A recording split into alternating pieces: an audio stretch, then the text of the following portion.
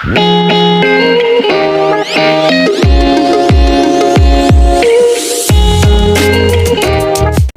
guys, magandang araw.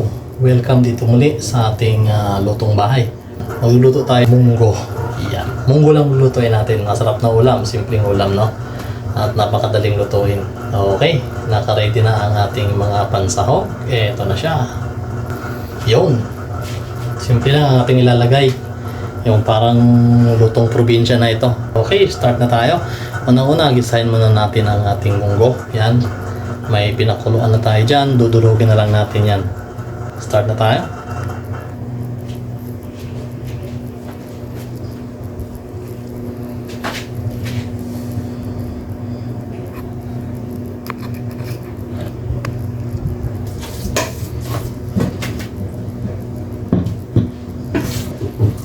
Start na tayo mag-slice.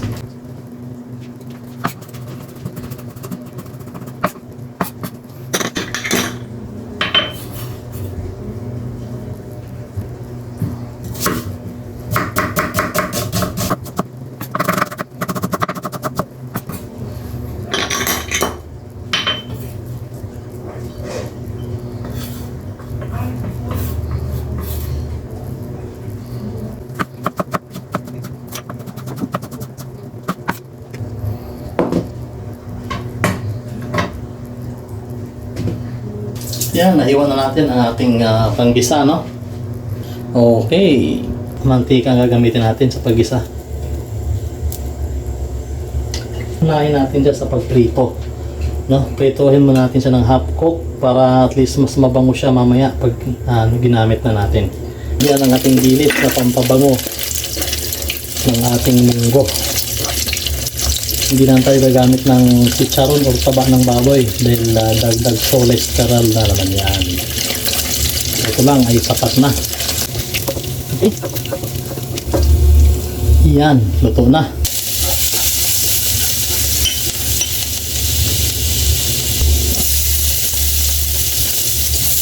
Okay. Kumpisan tayo.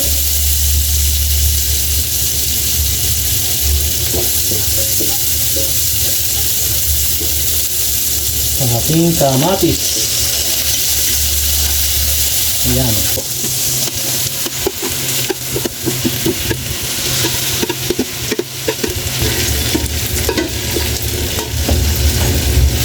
Ayan. Yan ang ating munggo, no? Itong munggo pala na ito ay ito yung lagkitan na munggo. Sabi sabihin para siyang malagkit. Hindi siya buhaghag. Yan, no?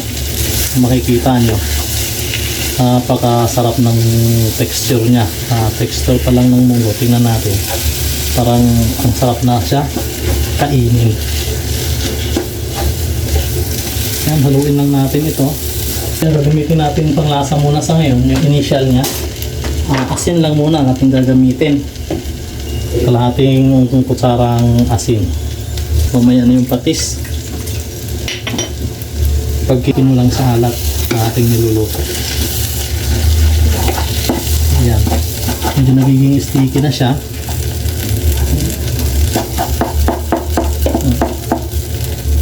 Ayan. Gamitan muna natin siya ngayon ng isang kutsarang suka. Ayan. Lutuin muna natin siya dyan.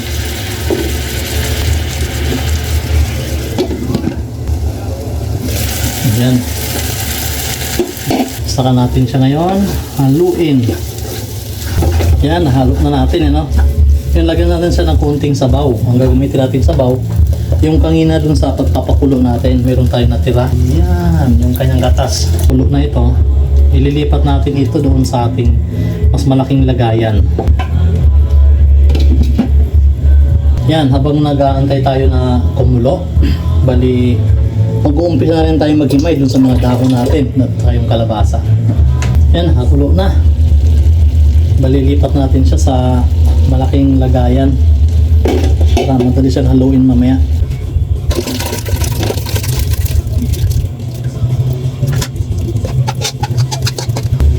Okay.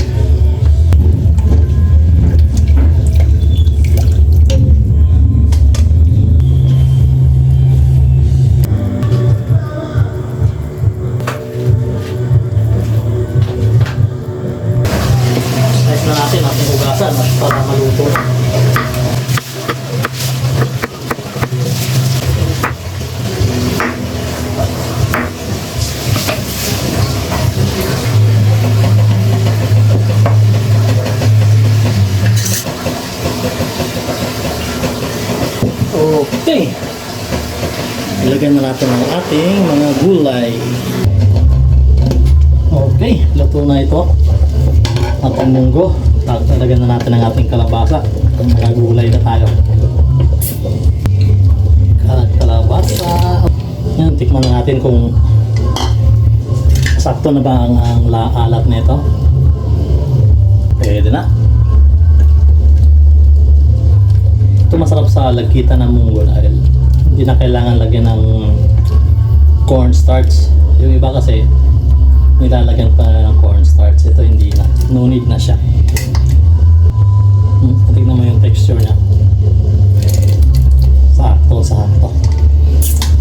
Ayan. Alright. Alugbate. Kasunod na ang ating dilis. Takpan lang natin mga 2 minuto. Malunggay leaves.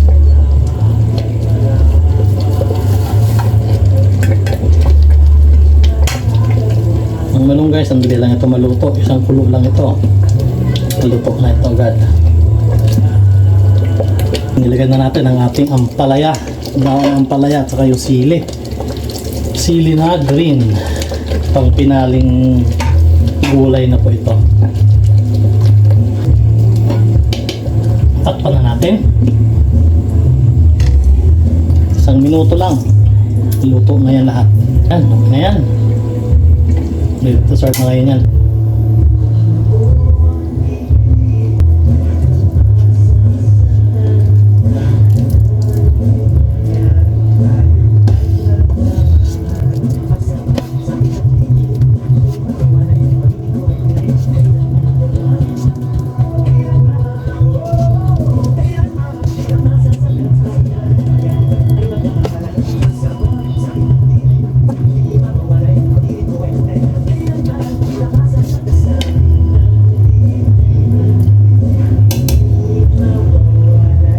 Yan ang ating finished product, no?